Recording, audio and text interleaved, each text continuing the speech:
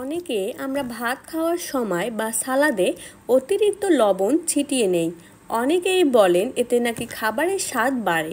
কিন্তু জানেন কি, এই কাঁচা লবণ খাওয়ার অভ্যাস ধীরে ধীরে শরীরের জন্য ভয়ানক ক্ষতির কারণ হতে পারে। চলুন দেখে নেই কেন কাঁচা লবণ খাওয়া একদম উচিত নয়। রক্তচাপ বাড়িয়ে দিতে পারে। কাঁচা লবণে থাকে প্রচুর পরিমাণে সোডিয়াম। বেশি সোডিয়াম খেলে শরীরে রক্তচাপ বেড়ে যায়। বিশেষ করে যারা উচ্চ রক্তচাপে ভুগছেন তাদের জন্য কাঁচা লবণ অনেক বড় বিপদ। কিডনির উপর চাপ ফেলে। আমাদের কিডনি শরীর পরিষ্কার রাখে, কিন্তু কাঁচা লবণের অতিরিক্ত সোডিয়াম কিডনির উপর চাপ বাড়ায়। এতে কিডনি ঠিক মতো কাজ করতে পারে না এবং সময়ের সঙ্গে সঙ্গে সমস্যা তৈরি করে। গ্যাস্ট্রিক ও হজমের সমস্যা। খাবারে কাঁচা লবণ মেশালে পাকস্থলীতে অ্যাসিডের মাত্রা বেড়ে যায়, ফলে গ্যাস্ট্রিক, বুক জ্বালা, পেট ব্যথা কিংবা খাবার হজমে সমস্যা হতে পারে। শরীরে পানি জমে।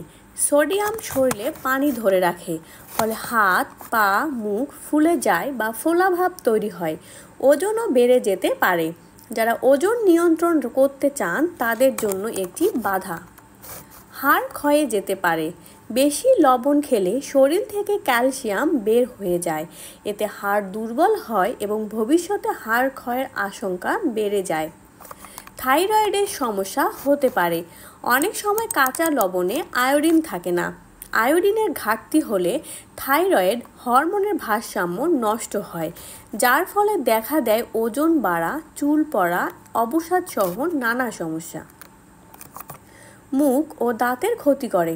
কাঁচা লবণ চুষলে বা বেশি খেলে দাঁতের উপরের এনামেল নষ্ট হতে পারে। এতে দাঁতের সংবেদনশীলতা ও মুখে ঘা হওয়ার আশঙ্কা তৈরি হয়। তাহলে কি করবেন? রান্নায় পরিমিত পরিমাণে লবণ ব্যবহার করুন। কাঁচা লবণ না খেয়ে লেবুর রস, ভিনেগার বা হার্বস দিয়ে স্বাদ বাড়ান। আয়োডিনযুক্ত লবণ বেছে নিন।